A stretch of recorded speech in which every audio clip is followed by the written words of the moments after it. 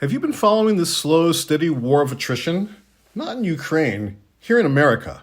The war to get prayer back in the public schools. Well, if you had any doubt, it can now be confirmed. We are going backwards. And what's worse and more dangerous, we are going backwards into something that never existed. An illusion called a Christian nation. Are you old enough to remember the sanctity of the separation of church and state?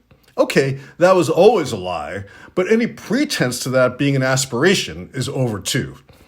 Of course, it was never like that. I can remember when I first heard as a kid that churches didn't pay taxes, and I thought even as a kid, what a scam. And sure enough, I wasn't the only one, because even as we touted the separation of church and state, new religions have continued to pop up claiming religious exemption from government taxes. Let's say we have separation of church and state, but in reality, let's make sure the state gives the church every possible break. Sure, America, the country, was founded by savage white colonialists who committed genocide against this landmass's indigenous people and built it up exclusively through slave labor. But even these racist, slave-owning rapists wanted separation of church and state. And hasn't that continued to be our Christian legacy? Not of religious tolerance, but of Christian hate towards all. These Christian fundamentalists have had the temerity to rewrite the New Testament in their own limited, unimaginative vision, to make it a story about a wealthy, hot white guy named Jesus who doesn't take shit from the Jews. Since the New Testament is fiction anyway, I guess they have a right to do a reboot. But what are the original Christian values? Well, funny you should ask. There's a list. Yeah, there's actually a list written by big-time Christian Paul, the Apostle, in his letter to the Galatians. It's actually a nice list. Love, joy, peace, patience, kindness, goodness, faithfulness, gentleness, self-control. Yet somehow, these humble, compassionate values have been subverted and perverted and been mutated into a new set of Christian values, American Christian values, and they are almost literally the opposite of the original. They include censorship as opposed to true freedom of speech, censorship of sexual content, but more importantly, censorship of ideas, sexual abstinence outside marriage, and of course, never mentioning anything about the biology or reality or responsibilities of our natural sexuality in school. Instead, learning it the old-fashioned way on the streets. And of course, this spills over to the class and race prejudices behind the anti-abortion movement. We'll tell you who and when you can fuck, because we're Christians and we call the shots. The belief in intelligent design. Like it's intelligent to believe in some Bronze Age fable that some vague god hovering in the sky snapped his fingers, threw a little dust in the air like David Copperfield, and voila, instead of pulling a rabbit out of a hat, man was born. Is this all that much different from Mount Olympus and Zeus? We think that's silly and quaint now, but this Christian god was supposed to take seriously and even kill for. And that this unintelligent design, stupid design really, ignorant design should be taught in the schools and colleges as science and reality instead of evolution. You can see why these Christian haters hate evolution. It's complex. It's ongoing. Evolution is not done. It's happening everywhere on every level of life on Earth and beyond all the time. And I think it's tough for these closed-minded, narrow-minded people who have destroyed education to fully grasp a concept like that. Another American Christian value? Homophobia. Hating gay people. We see laws trying to ban same-sex marriage. You see these repressed Christian perverts trying to falsely equate homosexuality and pedophilia. Who's projecting there? Jesus may love you, but I guess they must think he's an idiot or gay, because if you're an American right-wing fundamentalist Christian, you hate and kill anyone that's not like you.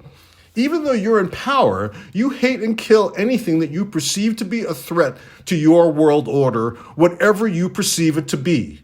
And that could be sexual, religious, racial, whatever it is. If it's not Christian, they hate it and want to kill it, and use God to justify it. Now that's sick. Now, of course, that brings us back to the original point. After decades of struggle to remove it, even successfully getting God out of the Pledge of Allegiance, I remember that, there is a powerful movement to force school prayer back into the public schools. And by the way, we're talking about Christian prayer. God forbid you put on a head covering and start speaking Hebrew, or lay out your prayer rug and pray 5 times a day in the classroom to Allah. Imagine. That's not what they mean. They mean pray to Jesus, baby, and that's it. All others are doomed to hell. Are you familiar with the Sermon on the Mount? It's a group of sayings and teachings supposedly given by Jesus. I wonder when the last time these hateful, right-wing, suppressed Christian fundamentalists read it.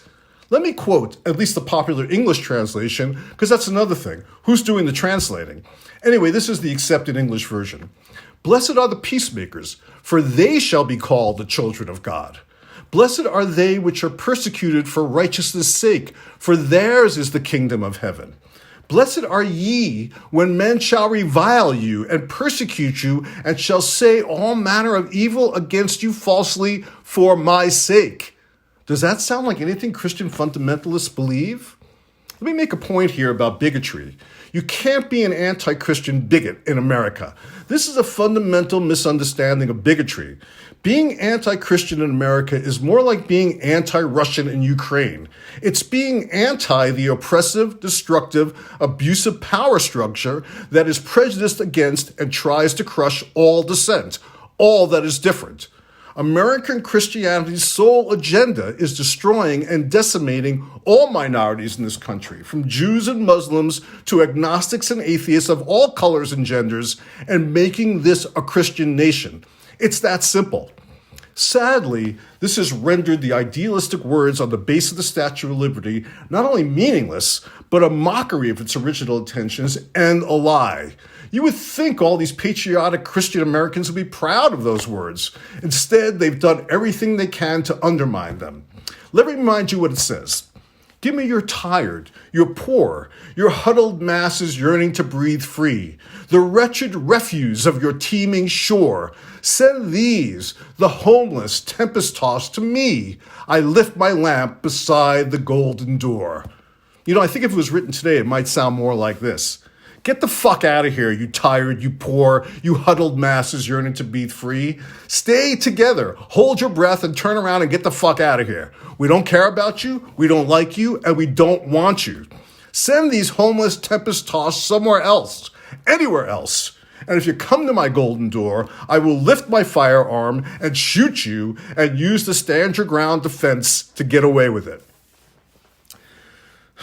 So on this weekend, beyond the bunnies and the bonnets, when Christians celebrate the zombie Jesus rising from the grave to freak everybody out and begin what we now call Christianity, try to remember what this mythical figure actually stood for. Love, tolerance, protecting the poor and the oppressed from the power structure that seeks to destroy them. If you want to pray to anything, for anything, try praying for that.